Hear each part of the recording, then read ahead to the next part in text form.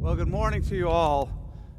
What a great pleasure to be back in London, my second home. I live mostly in Silicon Valley, but also wonderful to be here. And I'll have the good grace not to say anything about your mayor or the next prime minister or anything like that.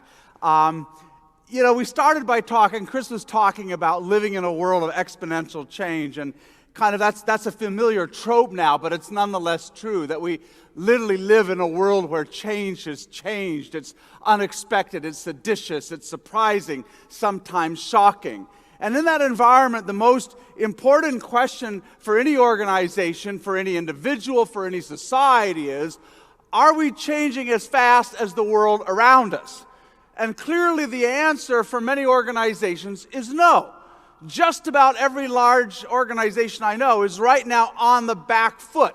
They're trying to catch up to things that others have already done. And I have a lot of experience, a lot of gray hair over many decades trying to help organizations of all sizes and types become more adaptable, become more innovative, become more inspiring places to work. And I have to honestly tell you that often in doing that, I felt like I was trying to get a dog to walk on its hind legs. There was something that felt fundamentally unnatural about helping organizations change ahead of the curve to anticipate what's happening. So often they were behind the curve. And, with a dog, you can kind of succeed.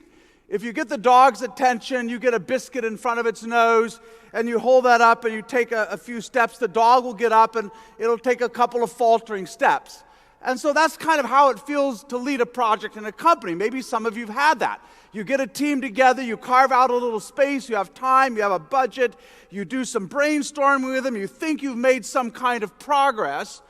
And yet, of course, what happens the moment you walk away from that dog, the moment you turn your back, the dog doesn't say, "Who knew?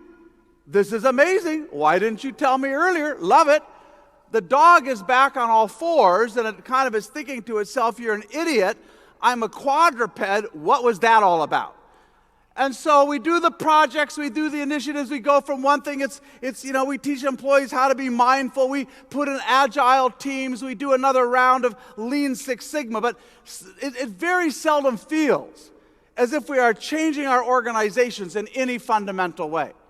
And yet I think we're at a point in business history where we do need fundamental change. If you think of already how radically business models have changed. I'm old enough, I lived in the UK long enough, I remember literally when there were 3 or 4 television channels. And you think today with Netflix and YouTube, how incredible that difference is, the truly radical change in the business model. But the question is, can we imagine equally radical change in our organizational model?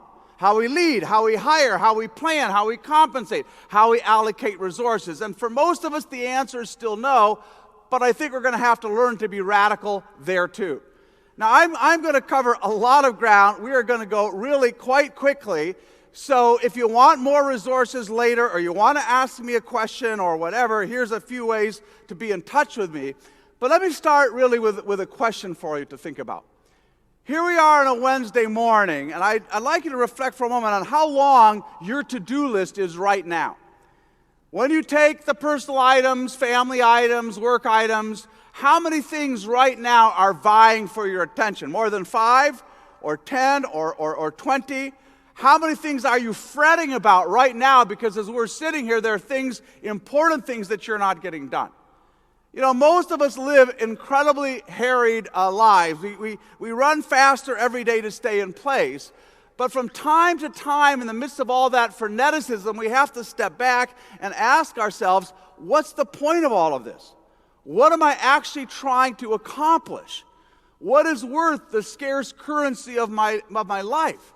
As human beings, we're measured not just by what we get done. We're measured by the audacity of the challenges that we take on.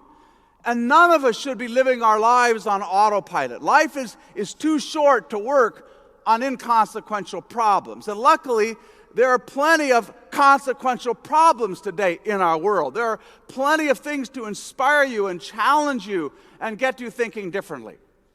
But for those of us who spend our lives in and around organizations and care about the people in those organizations, what sort of challenges should